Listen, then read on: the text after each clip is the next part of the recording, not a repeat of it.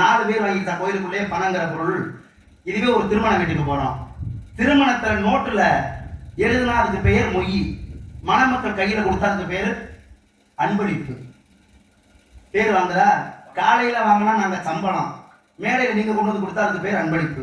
வித்தியாசப்படுதா? அப்ப பணங்கிற இந்த உலகத்துல ஒண்ணுதான். இருக்கும் இடத்தை பொறுத்து பெயர் வேற வேற பேர் வாங்கிட்டு இருக்குது. சரிங்களா? அப்ப மனிதனுக்கு உண்ண உணவு, உடுத்த உடை, இருக்க இருப்பிடம் இதுவே போதுமானது. சரிங்களா? காரணம் ஏன்னு கேட்டா, உண்ண உணவு என்பது பாரம்பரியமா தமிழர்கள் என்ன உணவு உண்ணணுமோ அதைத்தான் உண்ணணும். சரிங்களா? அதை விட மேலை நாட்டு கலாச்சார முறையில் நம்ம சாப்பிட்டுக்கிட்டு இருந்தோம் அப்படின்னம்னா ஆயுள் குறைவு. சரிங்களா? இது அற்ப புத்தி. அப்ப இதெல்லாம் என்னன்னா அற்ப புத்தி. அயல் நாட்டுக்கார மாதிரி வாழணும் அப்படின்னு, தமிழ்நாட்டுக்கார மாதிரி வாழ்ந்தாவே போதுமானது. சரிங்களா? இது உண்ண உணவு. உடுத்த உடைன்னு ஒண்ணு இருக்கு. தமிழருக்குன்னு பாரம்பரியமான உடைனா ஆண்மகனுக்கு என்ன உடை? வேஷ்டி சட்டை.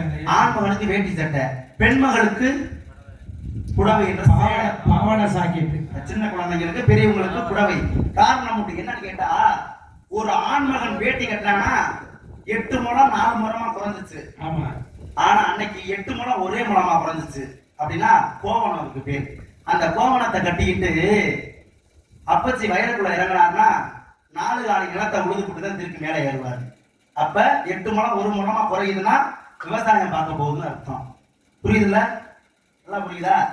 இதுவே பாருங்களேன், இன்னைக்கு 8 முழம் குறைஞ்சு ட்ரௌசர்னு கிழிச்சு விட்டு 1/2 ட்ரௌசரா போட்டுக்கிட்டு அழகின அப்படின்னா என்ன அர்த்தம்? வண்டி எடுத்து இங்க வந்து தாரமணி வழி போய் வருவேன் அந்த 1/2 ட்ரௌசரை போட்டுக்கிட்டு. அன்னைக்கு தாத்தா துணியை குறைச்சாருன்னா விவசாயம் பார்க்க போறாரு. இன்னைக்கு இவன் துணியை குறைக்கிறான்னா என்ன பண்ண போறேன்?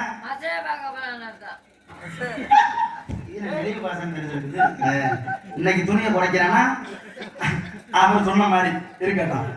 அடுத்து பாருங்களே, ஒரு விஷயம் முடிஞ்சு போச்சா? ஆனா பெண்மகளும் துணியை குறைச்சா. எப்ப? அப்ப எப்படி தெரியுமா குறைச்சா?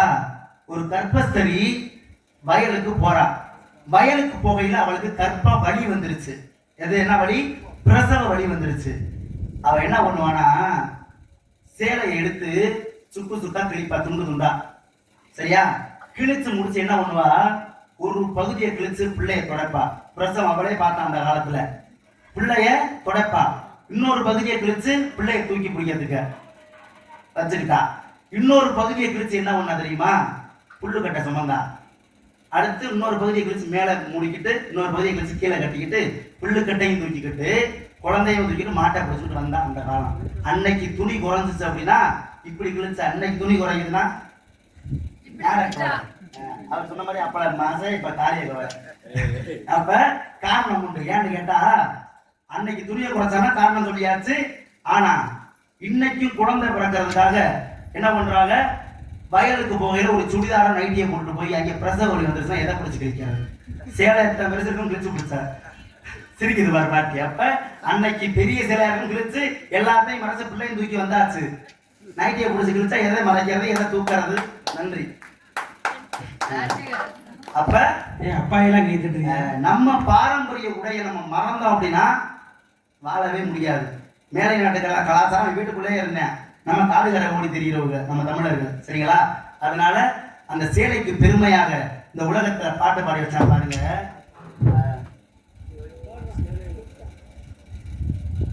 வாயை குறைக்கணுங்க.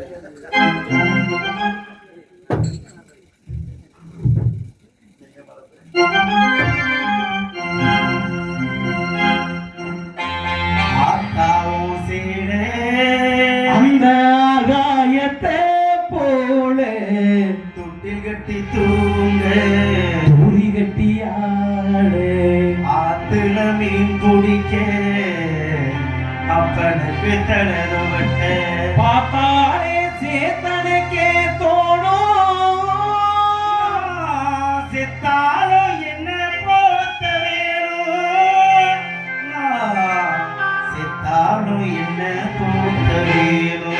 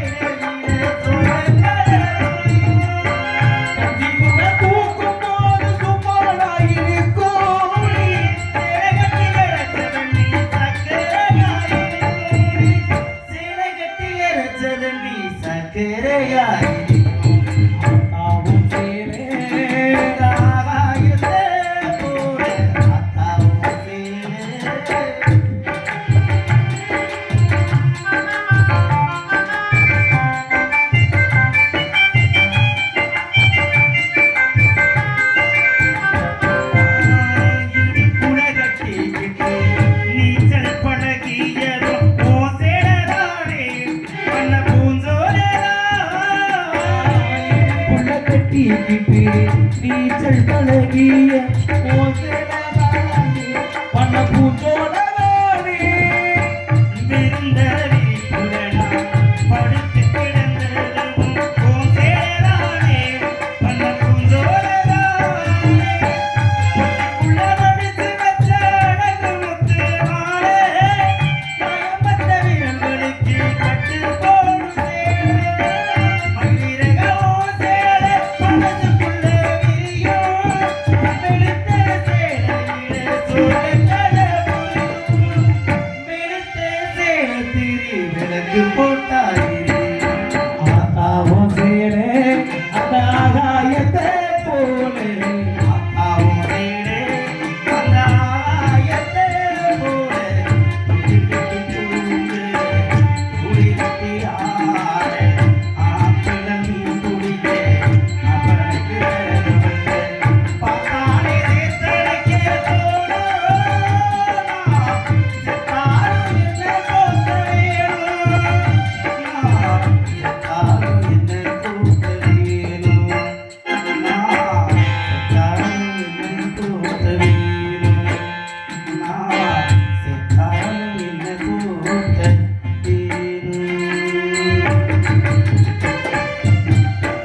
இப்படியாக பாடிக்கொண்டிருந்தாலும் கூட இந்த வேலிமலை சார் வழியாக வந்து கொண்டிருந்தாலும் செந்நிற ஒளியை கொண்டு சிங்கத்திற்கு சிரித்து புறப்பட மலர்கள் சிரித்தன புள்ளினங்கள் புது தெம்போடு செய்பார துவங்கின பெரிய மலை அதன் அடிவாரத்தில் அழகு மலர் சோலை இந்த கவிழ்வு காட்சிகள் தான் வேலிமலை சாரர் ஞானமான் என்று சொன்னீர் நாத வந்தும் கடந்து காணொலி பெருஞ்சுட்டு நடுவழி பரமானந்தம் தானும் இவை என்று விதவித்து தான் வசம் கெட்டு மோனம் கடந்தேப்பான் முடிந்தவன் ஞானியாமான் அப்ப முடியாதவன் கெட்ட பின்புதான் ஞானி சிரிக்கக்கூடாது முதல்ல கெட்டு போயிடணுமா அப்புறம் தான் ஞானி ஆகணும் ஏன்னா அருணகிரிநாதர் என்ன பண்ணினாரு எல்லா பெண்களையும் கூட நினைச்சாரு ஆக்கிற பிள்ளைய போனா அழகா இருக்குது அந்த பிள்ளைய கொள்ளலாமா இந்த பிள்ளைய கொள்ளலாமா அப்படின்னு எல்லாத்தையுமே ஆசைப்பட்டாரு ஆனா கடைசியில திருத்தினது யார் தெரியுமா தன் அவருடைய சகோதரி அப்ப முதல்ல கெட்டுட்டாரு அடுத்து திருந்த வாய்ப்பு இல்லாம எங்க போனாரு கேட்டா அருணகிரியார் எங்க போனார் திருவண்ணாமலைக்கு போய் கிழக்கு கோபுரத்துல குதிக்க ஆரம்பிச்சாரு அப்ப நீ குதிக்கும் பொழுது தற்கொலை பண்ணிக்க வேணாம் நீ எல்லாம் தற்கொலை பண்ணி ஆசைப்படக்கூடாது சரியா அப்படின்னு முருகப்பெருமன் என்ன பண்றாரு தாங்கி பிடிச்சு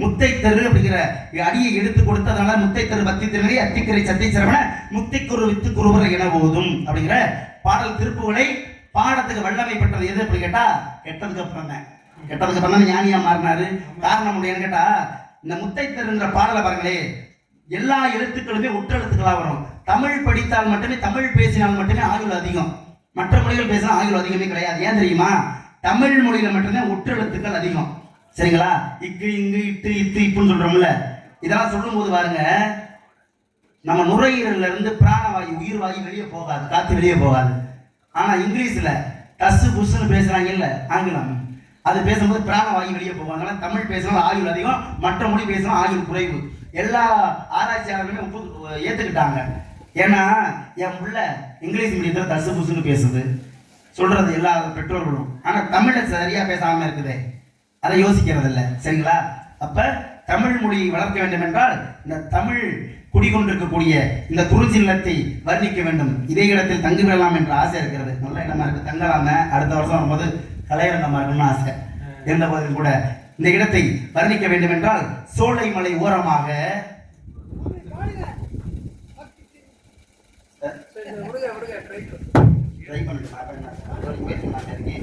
உங்களுக்கு பாட்டு தேவை அவ்வளவுதானே ஒரு 500 பாட்டு பாடிட்டு போயிரு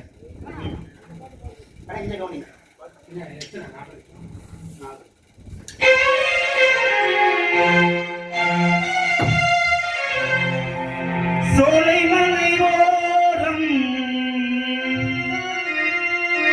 கோலக்குயில் பாடும் பாட்டு சத்தம் கேட்கலியோ பாடி வரும் கோயிலே நீ வா வா தேடி வரும் மயிலே நீ வா வா சோலைமலை ஓரம் கோலக்குயில் பாடும் பாட்டு சத்தம் கேட்கலியோ பாடி வரும் கோயிலே நீ வா தேடி வரும்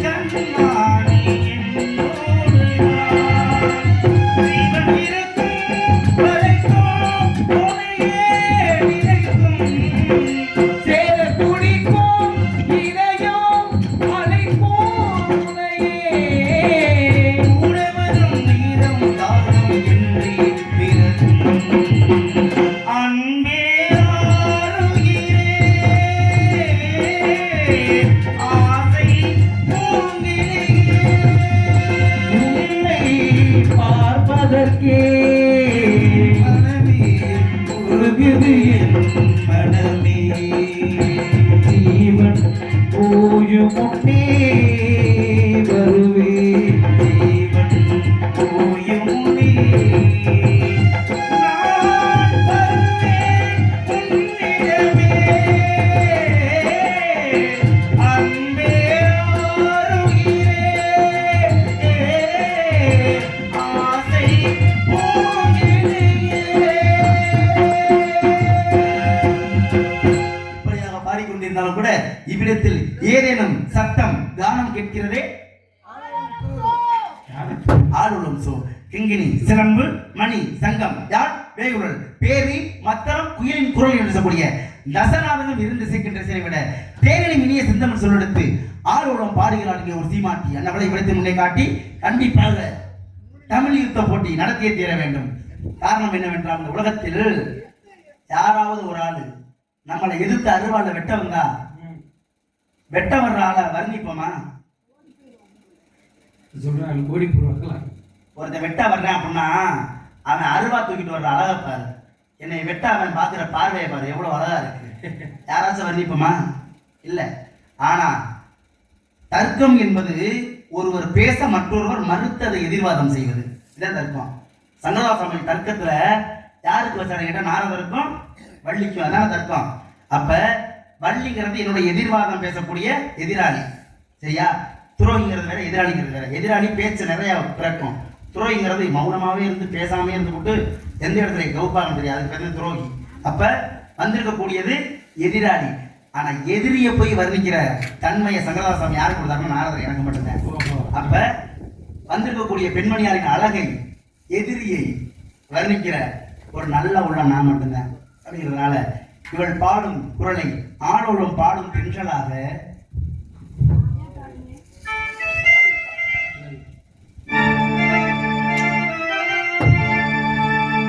ஆடோளம்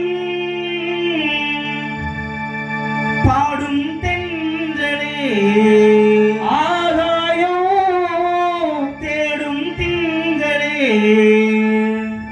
வட்ட வட்ட பொட்டு வைத்து வண்ண வண்ண பூ முடிக்கவா, சின்ன சின்ன கண்ணங்களில் உண்ணுகின்ற தேன் எடுத்து வா.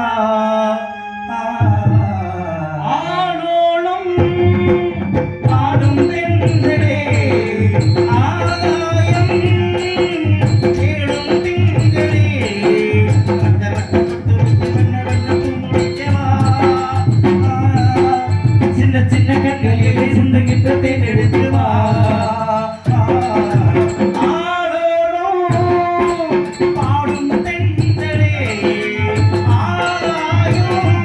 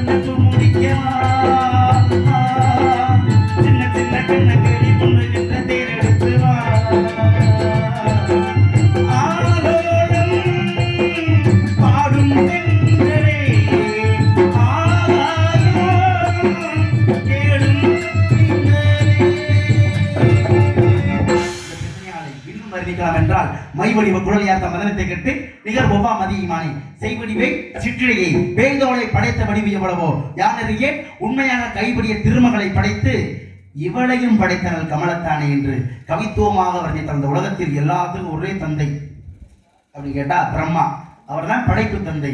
அப்ப அந்த படைப்பு தந்தை எல்லாத்தையும் படைக்கிறார் என்றால் இந்த பெண்மணியையும் விசித்திரமாக படைத்திருக்கிறார். காரணம் உண்டு. மான் வயிற்றில் பிறந்த அந்த பெண்மணியால் மான் போன்ற அழகை உடைய அது காரணம் நிறைய வைக்கிறேன், இப்ப நேரம் இல்லை. அப்ப அந்த உலகத்தில் பிறக்கக்கூடிய ஜீவராசிகளில் இவ்வளவு அழகான அழகு பதுமையை இந்த பிரமன் படைத்திருக்கிறார்கள். காரணம் ஒன்று, முயற்சித்தால் முன்னேறலாம். முயற்சி திருவினையாக்கும், முயற்சியின்மை இன்மை புகுத்திவிடும். அப்ப கால நேரத்தை தகுதி சரியான நேரத்தை பயன்படுத்திக்கணும். குறிப்பிட்ட நேரமே நம்ம கொடுத்தாலும் கூட குறிப்பிட்ட நேரத்துக்குள்ள ஏதாச்சும் ஒரு இடத்துல கை வைத்து வாங்கிடணும். நம்ம கேட்காம அப்ப கேட்காம கை தட்டு வாங்கிடணும் ஏதாச்சும் ஒரு இடத்துல ஆகுது அப்படின்னு. அன்பு உள்ளவங்களுக்கு நன்றி. இருந்தாலும் கூட வாய்ப்பை ஏன் தெரியுமா பயன்படுத்தணும்? காரணம் உண்டு. ஒரு நாட்டுடைய அரசர் என்ன பண்ணிருக்காரு, இந்த கதையை நல்லா உன்னிப்பா கேட்டா கதையினுடைய முடிவுல இப்படி ஒரு அருமையான கருத்து இருக்கு அப்படின்னு நமக்கு எல்லாருக்கும் புரியும். எப்படி கேட்டா, கைதட்ட வேணாம் எனக்கு நீனு நானே சொல்ல காட்டி கைதட்ட வேணாம், அந்த கதையை சொல்லாதன்னு அர்த்தம். அப்ப மக்கள் எல்லாம் சொல்றாங்க, அதனாலதான் முன்கூட்டியே கைதட்டலன்னு அர்த்தம். பாருங்க, ஒரு ராஜா என்ன பண்றாரு, தன்னுடைய மகளை திருமணம் பண்ணி கொடுக்க ஆசைப்பட்டாரு. அப்ப அறிவாளி இந்த உலகத்துல எவன் இருக்கேன், தகுந்த நேரத்தை பயன்படுத்துறவன் எவன் இருக்கேன் அப்படின்னு சொல்லி தேடினாரு. ஒரு போட்டி வச்சாரு. 3 மாடுகள் இருக்கு என் வீட்டுல, 3 பெரிய பெரிய மாடுகள் இருக்கு, வீரமான மாடு. அந்த மாட்டினுடைய கொம்பை பிடிக்க வேணாம், அந்த மாட்டோட வாழை பிடிச்சிங்க அப்படின்னா எவன் பிடிக்கிறானோ அவனுக்கு என் மகளை கட்டி தருவேன் அப்படின்னு அறிவிச்சாச்சு. வந்தாச்சு. எல்லா இளைஞரும், ஊர்ல உள்ள எல்லா இளைஞரும், என்னை மாதிரி அழகான இளைஞர் எல்லாமே வந்துட்டாங்க. வந்ததுக்கு அப்புறம் என்ன ஆச்சுன்னு கேட்டா, மாடு மாடு வருது, பிடிக்கலான்னு பக்கத்துல போறாங்க. மாடு சீர்ற சீற்றத்தை பார்த்துட்டு மாடு போட்டுமியா, அடுத்த மாடு வரட்டும் சரி விட்டுட்டாங்க. பயம், இந்த மாடு இல்லாட்டினா அடுத்த மாடு இருக்கே, அடுத்த வாய்ப்புன்னு ஒண்ணு இருக்குல்ல, அடுத்த வாய்ப்பை பயன்படுத்திக்கலான்ட்டு விட்டுட்டாங்க. அடுத்த மாடு வர்ற வேகம் பார்த்தா மண்ணெல்லாம் கிளறிக்கிட்டு இன்னும் ஆக்ரோஷமா வருது. இது என்ன அப்படி வருது, நம்ம பிடிச்சி சாகர செத்து போறதா, கல்யாணம் முன்னாடி பரவாயில்ல, இன்னொரு பிள்ளைய பார்த்துக்கலாம், அடுத்த பிள்ளைய பார்த்துட்டு போறாள் தான் நம்ம அப்படின்னு சொல்லி அப்ப அந்த மாட்டை விட்டாச்சு. அடுத்து பாருங்களே, 3வது ஒரு மாடு வருது, வத்தலும் தொத்தலுமா என்னைய மாதிரி வத்தலும் தொத்தலுமா அப்படியே தள்ளாடி போய் நடக்க முடியாம வருது 3வது மாடு. அப்ப நினைக்கிறாங்க எல்லாரும், இந்த மாட்டு வாழை பிடிச்சு அரசிய திருமணம் பண்ணி இளவரசிய நம்ம இந்த நாட்டுக்கு இளவரசனாகன்னு எல்லா ஆளுக்குள்ளையும் மனசுக்குள்ள புகுந்துருச்சு. அந்த மாடு வந்தவனையும் நான் தான் முதல்ல பிடிப்பேன், நீ தான் முதல்ல பிடிப்பேன், எல்லா இளைஞரும் ஓடுறாங்க. மாட்டுக்கு வாழை வெட்டி விட்டாங்க சார். அப்ப முதல் 2 மாட்டுக்கும் வால் இருந்துச்சு, பிடிக்க பயந்துக்கிட்டு வாய்ப்பை பயன்படுத்தி 3வது வாய்ப்பை பயன்படுத்திக்கலான் இருந்தாங்க. அப்ப 2 வாய்ப்பை நழுவ விட்டு 3வது வாய்ப்பு கிடைக்கும்னு எதிர்பார்த்தா இங்க கிடைக்கல. தகுந்த நேரங்காலத்துல சரியா பயன்படுத்தணும் அப்படின்னா முதல் வாய்ப்புடைய வெற்றி பெறலாம் அப்படிங்கிறது கதையினுடைய கூற்று. நன்றி நன்றி. ஏன்னா எங்க அம்மையாருடைய சொல்லக்கூடிய விதம் ஒன்று இருக்குல்ல, எல்லாரும் கதை சொல்லலாம், சொல்லக்கூடிய விதத்துல கை தட்டுவாங்கல்ல. அப்ப இந்த கதையை நல்லா உன்னிப்பா கவனிச்சிருக்கீங்கன்னு அர்த்தம். அப்ப நமக்கு கொடுக்கப்பட்ட நேரத்துல என்ன செய்வோம் அப்படின்னா இந்த பெண்மணியால வர்ணிப்போம்.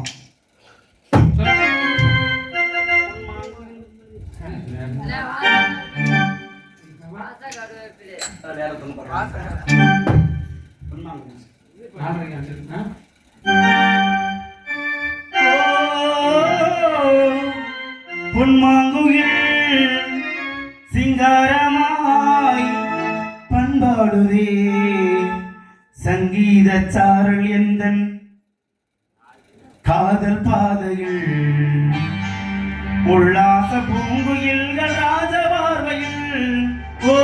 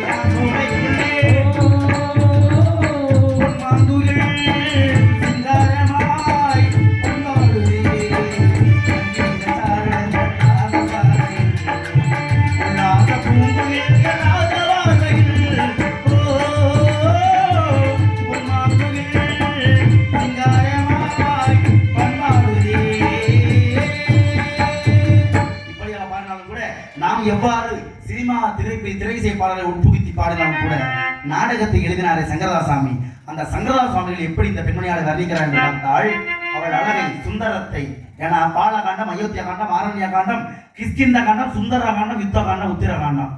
அப்ப சுந்தர காண்டம் என்பது யாரை தெரியுமா குறிக்கும்?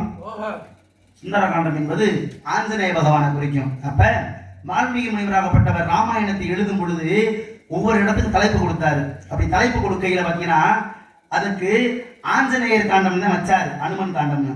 ஆனா ஆஞ்சநேயர் போய் பார்த்துட்டு என் பேர் இந்த இடத்துல இருக்கக்கூடாது சரியா அப்படின்னு சொல்லி மிரட்டினார். யார? வால்மீகி முனிவரை. அப்படியா, உன் பேர் நான் கொடுக்க மாட்டேன், நான் சுந்தர காண்டம்னு எழுதிக்கிறேன் அப்படின்ட்டாரு. அது சுந்தரம் தான் நம்ம பேர் இல்லைங்க, நம்ம பேர் ஆஞ்சநேயர். ரெண்டு வீட்டுக்கு போறாரு, அங்கே அஞ்சனா தேவி சுந்தரா வா அப்படின்னு கூப்பிட்டார்.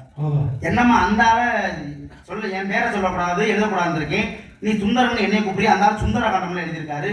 உனக்கு நான் முதல்ல என்ன தெரியுமா பேர் வச்சேன், பிள்ளைய பெற்றவனே எவ்வளவு அழகா இருக்கிறேன்னு சுந்தரன்னு பேர் வச்சேன், அழகானவன்னு பொருள் அப்படின்னோடனே அந்த அப்ப நம்ம பேரை சரியா தாயே எழுதியிருக்காரு. நம்ம தான் இது தெரியாம சுந்தரன் நம்ம பேர்ல வந்துட்டோம். அப்ப நம்ம என்னென்ன பேர் வாங்குறோம் நமக்கே தெரிய மாட்டேங்குது, நல்ல பேரா கெட்ட பேரான்னு அப்படின்னு. ஏன்னா சுந்தரன் என்பது அழகு, ஆனால் அதை போய் குரங்குக்கு வச்சிருக்காரு. அப்ப குரங்குலாம் அழகு தானே, குரங்கு அழகு இல்லையா? காக்கைக்கு தன் குஞ்சு பொன் குஞ்சு. அதனால இவளின் அழகை வர்ணிக்க வேண்டும் என்றால் சுந்தரம் நிறைந்ததுங்கும் பொன் சிறந்த மங்கை இவள் எந்த உலகிங்கு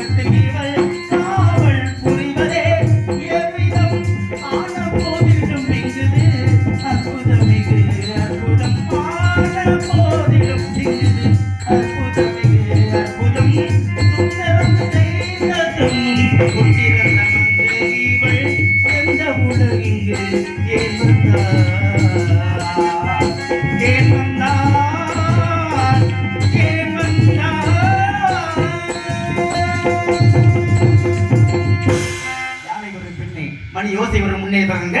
யாரோ ஒரு காவல்காரர் அங்கும் இங்கு உலாவிக் கொண்டிருக்கிறார். அன்னபடத்தை சென்று கழகத்துக்கான வாய்ப்புகள் ஏதேனும் கிடைக்கிறதா என்று பார்ப்போம். கழகம் கிடைச்சா கலகத்தை செய்யலாம், கழகம் கிடைக்கிறவங்க என்ன பண்றது?